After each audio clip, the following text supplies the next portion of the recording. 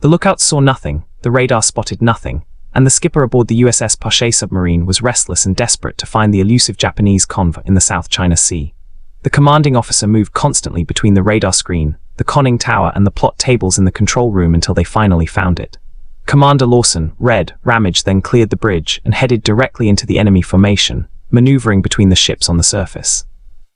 In the words of author Clay Blair Jr., with consummate seamanship and coolness under fire, Ramage dodged and twisted.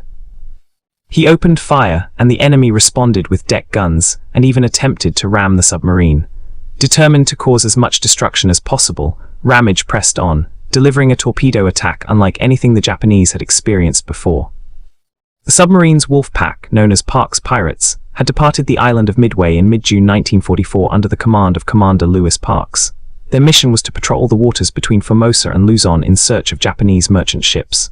The group consisted of the USS Steelhead, USS Hammerhead, and USS Parche. Ramage suggested the nickname the Headhunters, inspired by Steelhead, Hammerhead, and his own red hair. Steelhead was the veteran of the group on her 6th patrol. Parche was on her 2nd mission, while Hammerhead was making her 1st. Their orders were to conduct defensive operations in the South China Sea and destroy any enemy forces encountered. For centuries, the Luzon Strait, a 230-mile stretch between Taiwan and the Philippines, had been a strategic gateway. By mid-1944, Japanese sailors had dubbed it the Devil's Sea, due to the constant presence of American submarines hunting their merchant ships.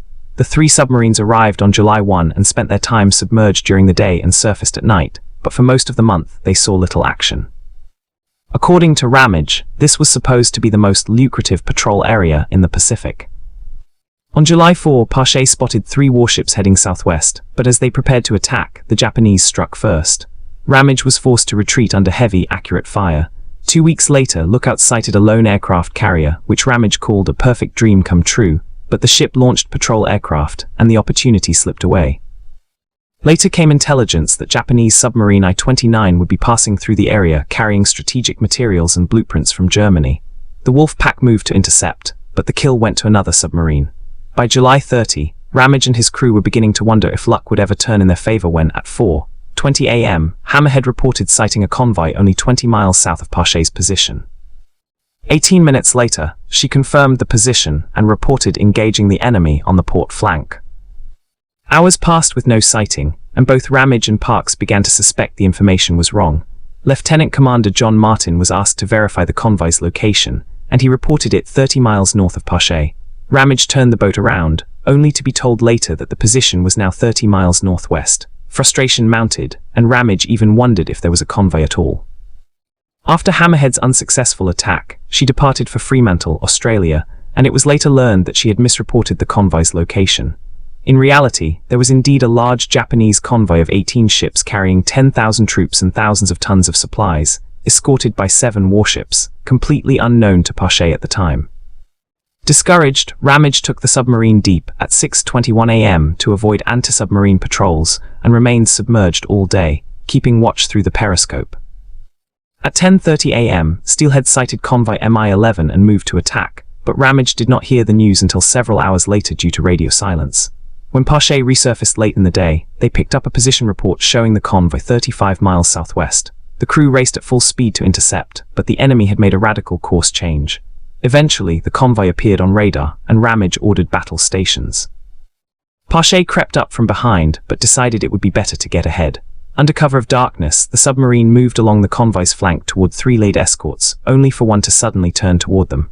Ramage executed a sharp maneuver to avoid collision, and then the entire convoy turned 90 degrees, putting them on a direct collision course. Another quick turn saved them, and they repositioned for attack. At 3:56 a.m., Parche fired 2 bow torpedoes, officially starting the battle. Within 10 minutes, Ramage detected what he thought were a pair of aircraft carriers, but they turned out to be large tankers. Determined, he launched 4 torpedoes toward one of them. The first blew off the bow, while the other 3 tore through the middle, and the Koei Maru quickly sank. Parche then swung her stern toward the other ship, the Ogura Maru, and fired 3 more torpedoes. An officer later recalled that the skipper was in his element, calmly choosing targets as the Japanese, in confusion, fired flares and shot indiscriminately. On the far side of the convoy, Steelhead had attacked twice, scoring at least 1 hit. While she submerged to reload, Ramage refused to give up his advantage against an enemy already on alert. Instead, he decided to reload on the surface while maneuvering, an unprecedented and risky move, since the rolling waves could cause a serious accident during handling. But Ramage had trained his crew well, and within minutes, 2 forward tubes were ready.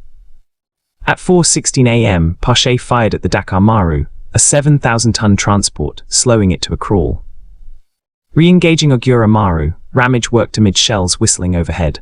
All spare hands were sent below while the torpedomen prepared 3 more charges. Already sinking by the bow, the tanker could not defend itself, and by 4:21 a.m. 3 more torpedoes finished her off.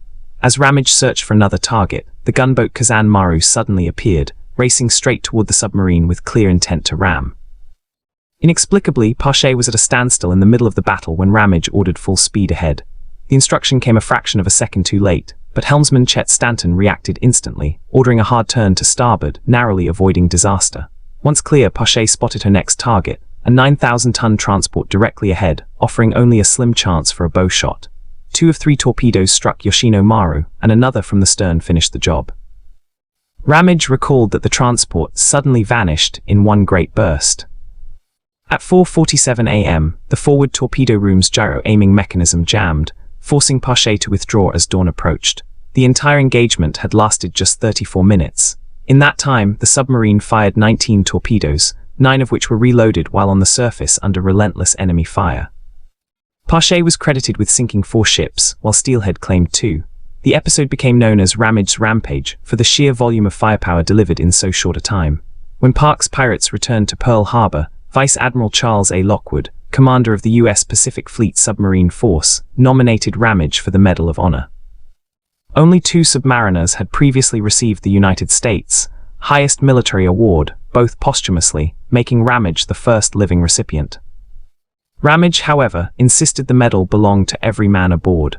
After the ceremony, he presented each crew member with a certificate, stating that every officer and sailor whose loyalty and skill contributed to the mission's success had an equal share